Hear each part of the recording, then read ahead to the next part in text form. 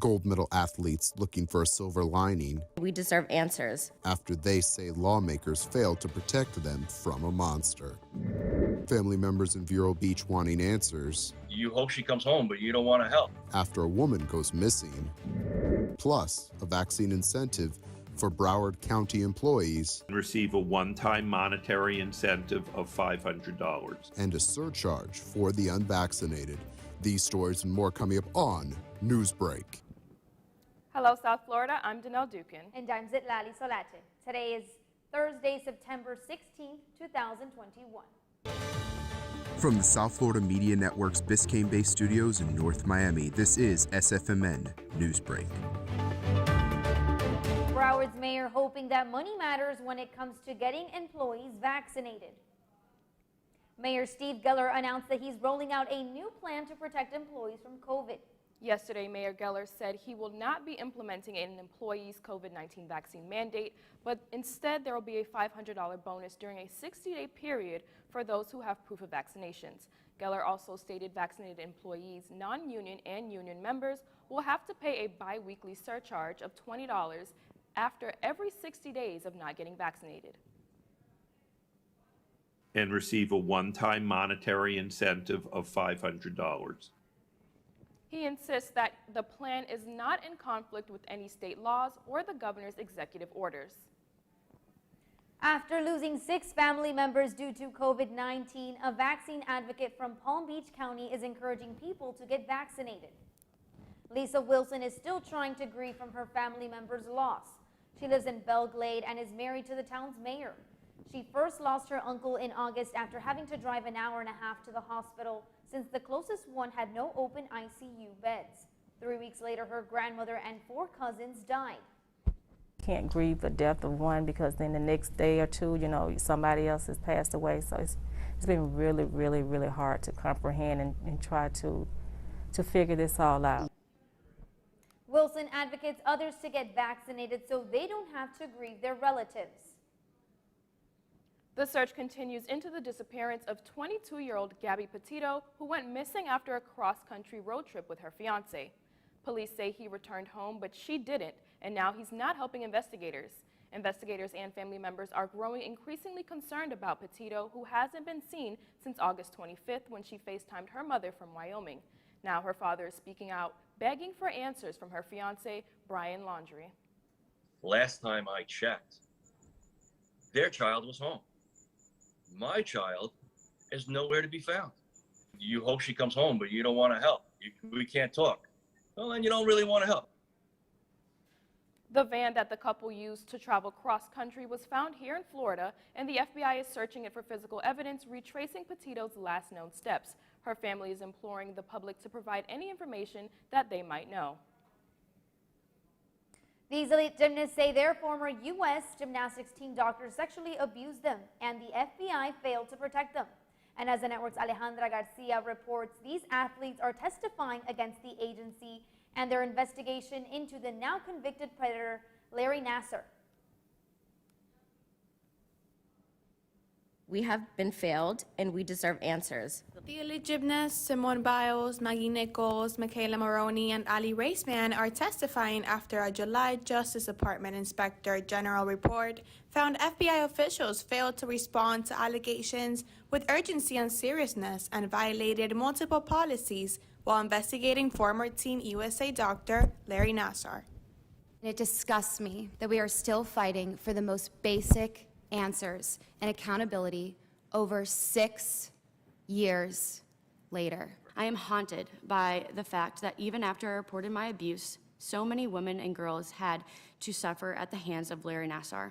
Lawmakers on both sides of the aisle demanding answers and change at the FBI.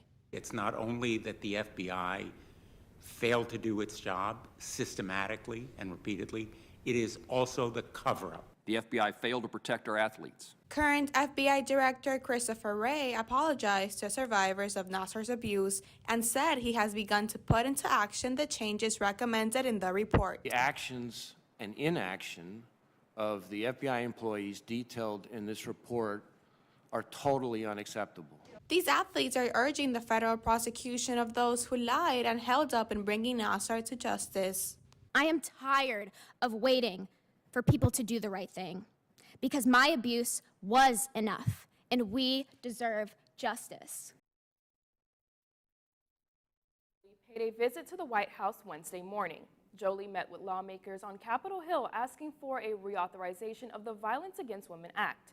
This year, the House voted to reactivate and expand federal measures to help abused women since a previous version expired in 2018. Jolie also advocated for health equity, judicial training, and FBI reform. An all-civilian crew is in orbit around the world right now. That's still ahead, and so is this story.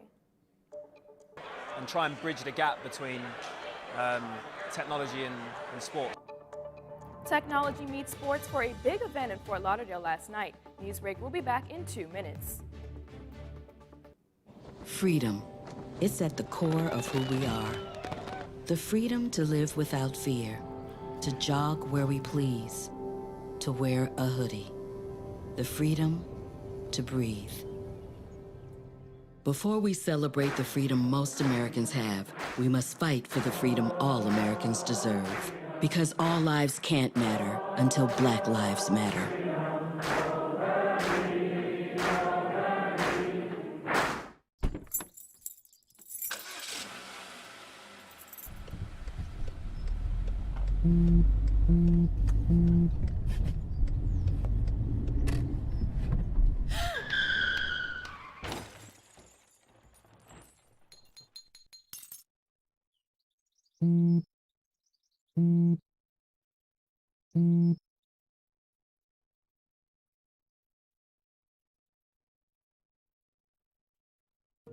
Radcliffe Art and Design Incubator is the velocity accompanying the fellow's rudder, as in a boat.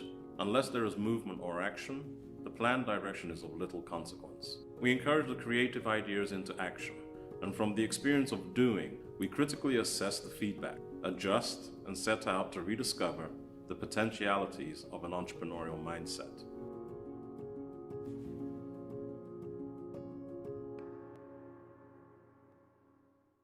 STEM is precise, no margin for error. Dare to forget that. Dare to have fun with it. Get weird with it.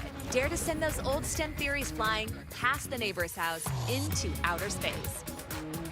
Dare to program something internet-breaking, record-breaking. Dare to blow their minds. Dare to learn the difference between sedimentary and metamorphic rock. Go find those rocks. Dare to keep daring. Dare to STEM. Check out She Can STEM to get started.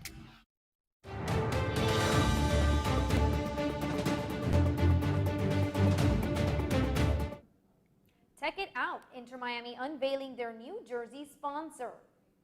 The deal with the global cryptocurrency firm XBTO. Players, fans, and members of the media coming together last night for the big announcement. It was at Inter Miami's home field, Drive Pink Stadium in Fort Lauderdale. For players, it's a natural partnership between athletics and technology. The crypto space is something that I'm quite fond of, and it's great to have like pioneers like XBTO get involved with the club and try and bridge the gap between technology and sports, because I think it's something that's needed. The team's next game is on the road against the New York Red Bulls tomorrow night.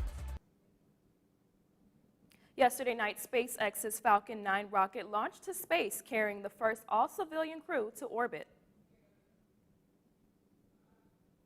The inspiration for mission crew includes billionaire Jared Isaacman, cancer survivor Haley Arsenault, geologist and college teacher Cyan Proctor, and raffle winner Lockheed Martin. SpaceX says this launch could be a huge step to open space tourism to the general public. I think that responsibility is really the word, right? And that this is a big responsibility, and we have to execute really well and get this right so that the door can stay open for all the other missions to follow.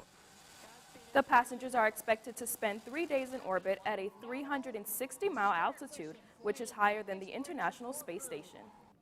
That's all the time we have for Newsbreak. I'm Zitlali Solache. And I'm Danelle Dukin. Get more news anytime at sfmn.fiu.edu.